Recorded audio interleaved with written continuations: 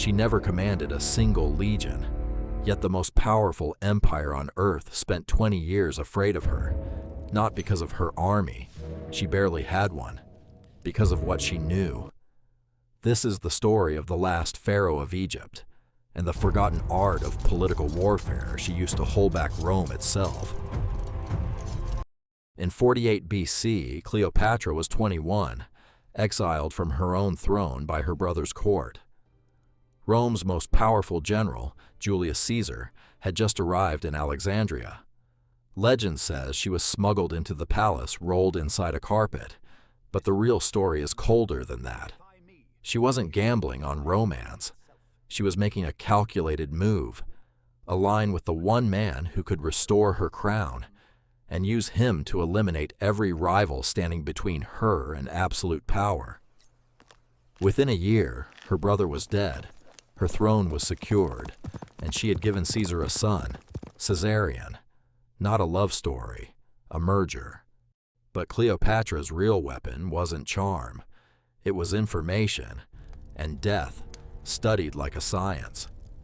Ancient sources, including the Roman writer Plutarch, describe her running systematic experiments on condemned prisoners, testing poisons and venomous bites to find which death was fastest, which was painless, and which left no trace. This wasn't cruelty for its own sake. It was intelligence gathering in a world without forensic science. She wasn't the only ruler obsessed with this. Just decades earlier, King Mithridates of Pontus had famously built up immunity to poison by dosing himself with small amounts every day, a practice historians now call Mithridatism.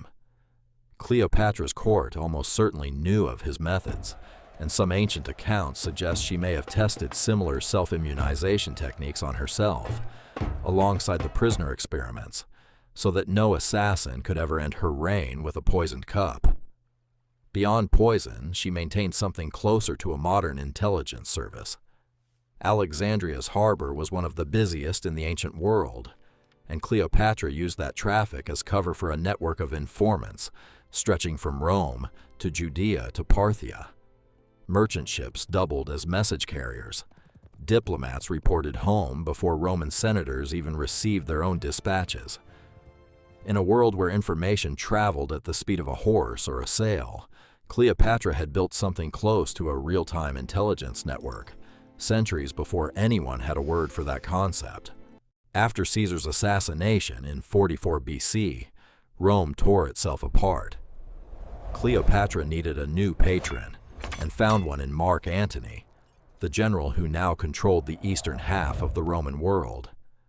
Their meeting at Tarsus in 41 BC was pure theater. She arrived on a gilded barge, dressed as the goddess Aphrodite, timed to arrive at sunset for maximum effect. But behind the spectacle was, again, cold calculation. Egypt's grain and gold financed Antony's legions. In exchange, Cleopatra secured territory, protection, and a direct line to the most powerful military force east of Rome. The relationship deepened into something historians now call the donations of Alexandria. In 34 BC, Antony publicly declared Cleopatra Queen of Kings and divided vast Roman-controlled territories in the east among her children, including Caesarion, who Antony recognized as Caesar's true son and heir, directly undermining Octavian's claim to Caesar's legacy back in Rome. To Alexandria, this looked like visionary statecraft, binding two civilizations together. To Rome, it looked like a Roman general giving away the Republic's territory to a foreign queen and her children. Octavian took the transcript of this ceremony and used it as propaganda ammunition for years. Proof, he argued, that Antony was no longer a Roman at all, but Cleopatra's puppet. She wasn't following Antony. She was funding an empire through him, and in doing so, she gave his enemies back in Rome exactly the narrative they needed. By 32 BC, Rome had fractured into two camps: Antony and Cleopatra in the east, Octavian, Caesar's adopted heir, in Rome.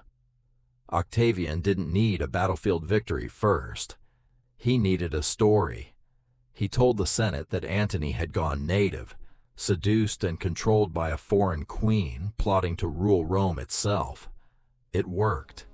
Rome declared war not on Antony, but on Cleopatra alone.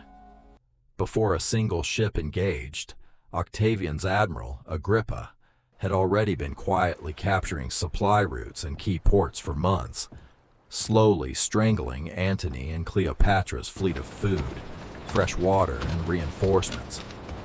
By the time the two fleets actually met at Actium in September 31 BC, Antony's ships were undermanned, his sailors weakened by disease and short rations. Some historians argue the battle was already lost weeks before it began. Actium wasn't the moment Rome won. It was the moment everyone finally saw who had already won. At the Battle of Actium, their combined fleet faced Octavian's navy off the coast of Greece. What happened next is still debated by historians. Cleopatra's ships broke formation and fled the battle. Antony, seeing her retreat, abandoned his own fleet and followed her, leaving his army leaderless in the middle of the fight. Was it panic? A pre-planned tactical withdrawal that failed? An attempt to preserve the treasury fleet and fight another day? Or the fatal crack in an alliance built on calculation, not loyalty?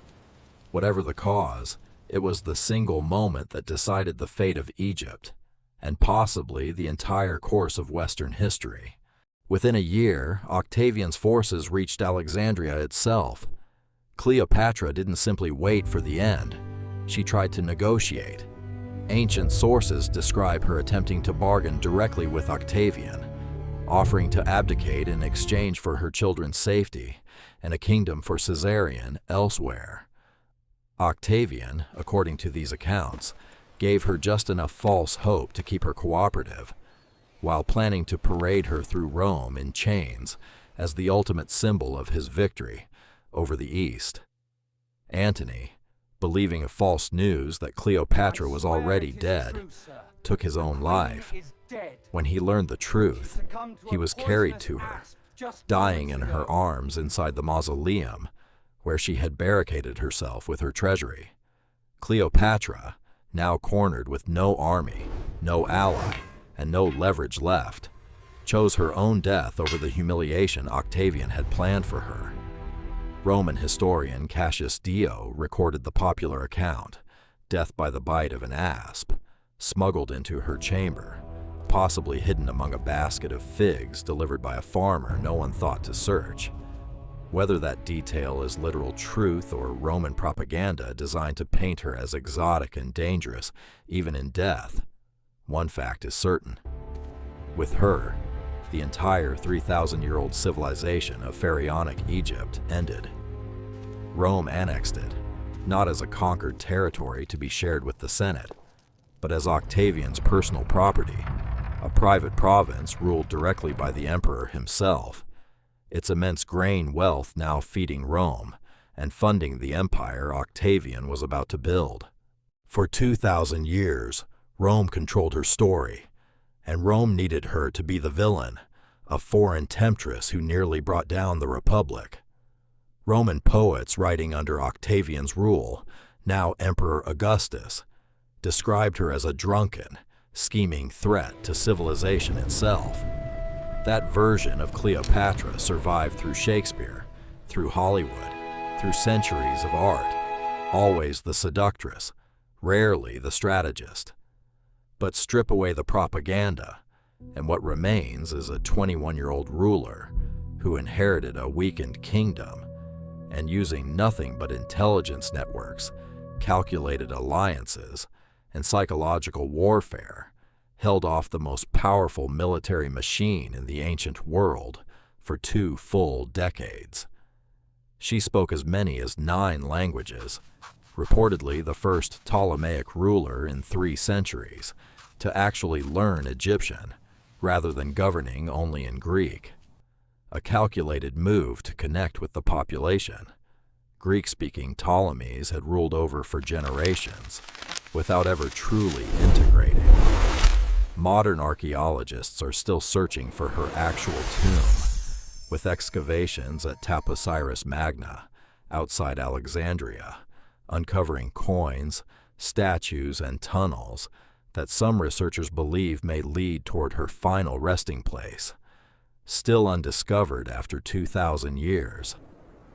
Modern historians increasingly read her not as a cautionary tale, but as one of the sharpest political strategists of antiquity, operating in a world where the only currency that mattered was information. But Cleopatra's downfall raises a bigger question.